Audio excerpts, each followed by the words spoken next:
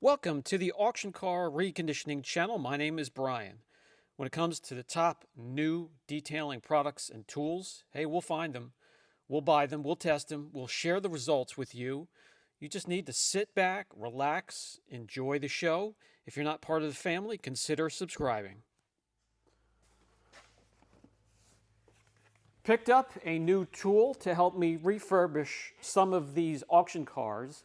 I have a freshly purchased auction car right here. So let me show you the tool, share my experience with it. Let's get started with the video. This here is the Adams Polish's Swirl Killer Polisher 12mm. So this isn't the full-size polisher. It's not the mini either. This is right in between. Something like this would be perfect for bumpers, A-pillars, areas that are tight to get into, really shapely bumpers. And this here has the 10.8 volt lithium ion battery. It's balanced with that 12mm orbital throw. Compact 3-inch backing plate, so it will take 3 to 4-inch pads, and it'll take foam, microfiber, or wool pads. 6-speed setting with variable speed trigger, memory recalls for the speed, and 4,000 to 7,000 minimum OPM. Let's take a closer look. Is this just the polisher alone, or does this come as a kit? Well, I'm sure you can buy the polisher just by itself. This one here is a full kit with carrying case.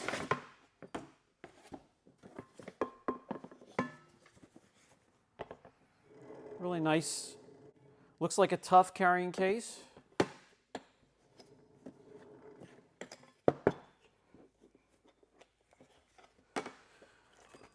Operator's manual. Charger cord,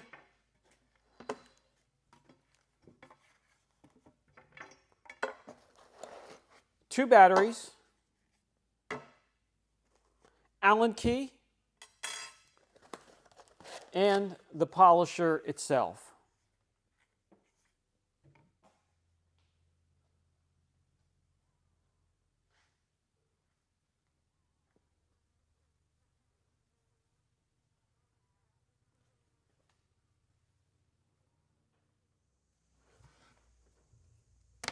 Let's get the batteries charged up.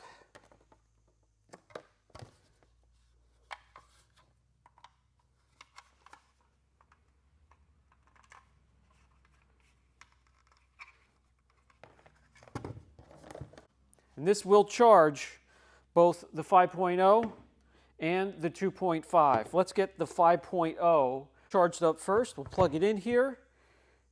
And if it's ready to go, she'll be green. If it needs to be charged, it will turn red and stay there until it's ready. Let's see if they both are completely charged. Yes. So they're both charged and ready to go. Some overall dimensions on this little guy. 1.7 pounds, very light without the battery. With a battery, just a little over 2 pounds. Dimensions, just in case that's important to you, figuring out where to buy a tool or which tool to purchase that will fit in tight areas for you.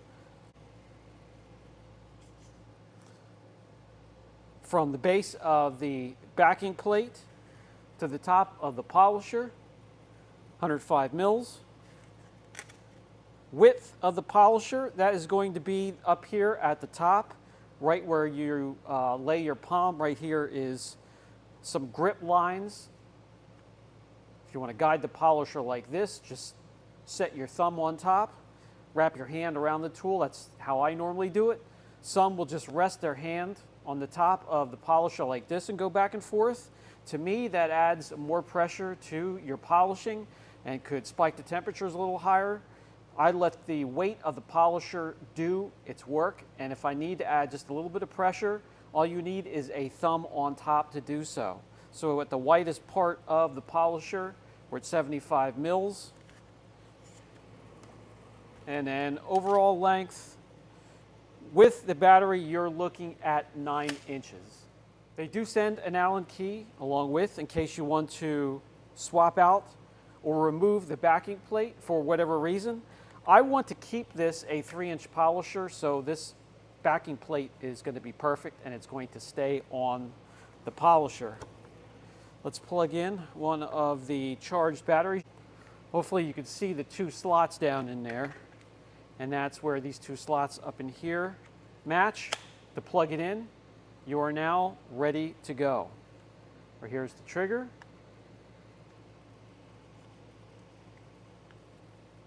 This is an electronic interface, so power it up first. Take it down to the first speed setting. Right here is your trigger. So you see that, I double tapped it, and that is your trigger lock. Let me do that again. There is no feathering the tool.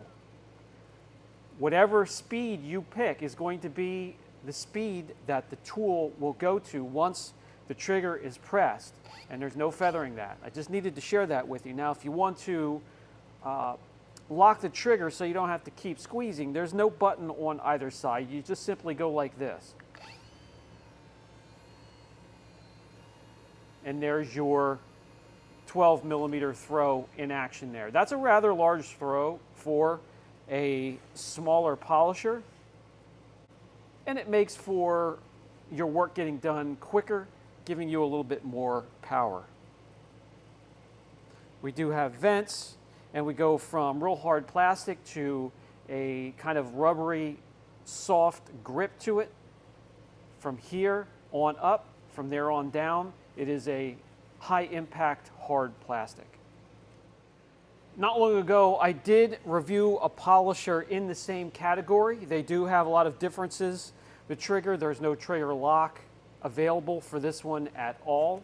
They do both have the 12mm throw, and this one is just a little bit bigger. It's wider and longer, and the battery's different. So there are quite a few differences, but I wanted to show you that there are some in the same category to compare and look at, maybe compare prices. This one here is the bar jack tool. This is a 3-inch polisher, and we'll do the same thing. In this segment of the video, I'll show you what this thing can do. The headlights on this are cracked and very cloudy. The original factory coating on here to protect the plastic from the sun is failed, and it's just starting to fall off on its own.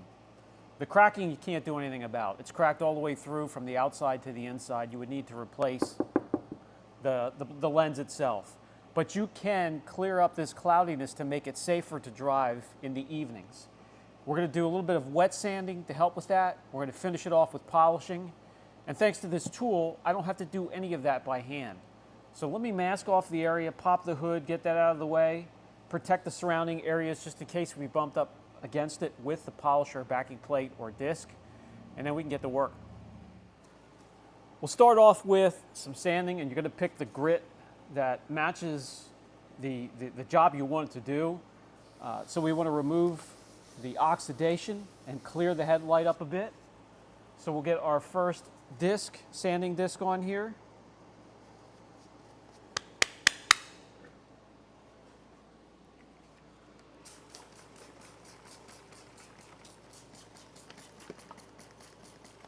You could do it dry or wet. Let's fire this thing up. Start it on low. Locked it in. See, I don't need my hand to hold the trigger down. And we can start to sand off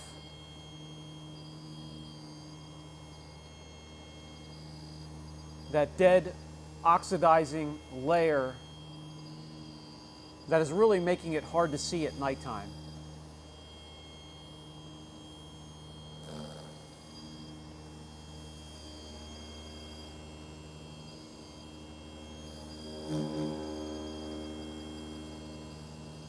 This thing is very quiet. Extremely quiet. There's hardly any vibration to it whatsoever. And with the long throw that this little polisher has, it's making very quick work of the oxidized layer. You can see this milky substance on the front. That is the layer, the dead molecules being shaved. And we'll just clean that off. We'll do a couple rounds. We'll switch to a lighter grit disc, and then we'll get it to a point where we can just polish it out from there. From here, we could switch over to microfiber, wool, foam pad. It doesn't matter. Whatever you prefer. And we're going to use a compound. And all we're doing now is removing the haze left over from the sand marks.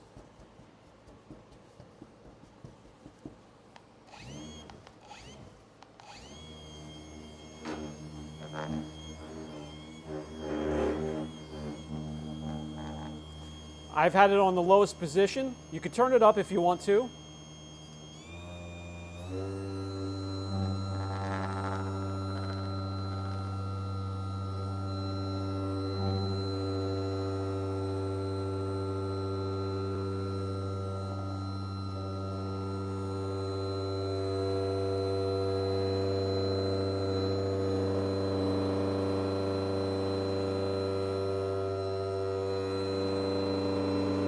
Turned all the way up. Still not a whole lot of noise. Actually, there's more noise coming from the vibration of the plastic headlight in its housing. And that's actually making more noise than the polisher itself, which is very quiet. And again, hardly any vibration.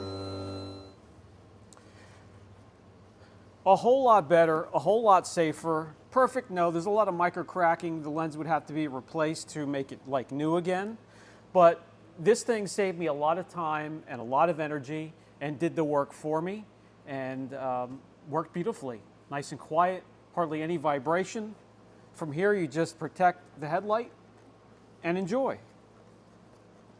Now, the price of the polisher at $449 is a huge chunk of change. By the time I'm finished with the chores that I have planned for this, it'll have made a lot of that back, and it won't take long at all for me to make that money back that I paid for the polisher. Let me know down in the comment section what you think about the price. Is it too steep? Would it be worth it for you for what this thing can do with the little bit of noise and vibration, but the power that it has? Is it worth it? I'd love to know. This has been Brian from the Auction Car Reconditioning channel, and I'll catch you in the next video. I'll put a link down below if you want to look into this a bit further. At some point, you will need, you know, your full 15 mil, 21 mil throw polisher, your mini polishers, and then these four in between to really finish out your arsenal. I do recommend them at some point, but just start with your entry level 15 mil throw or your longer throw 21 mil throw polisher. You can get a lot of those out there for a great deal, some even under $100, a lot locally. Harbor Freight has a few to choose from, but eventually you want to pick up some more comfortable professional tools at some point. All right, guys, catch you later.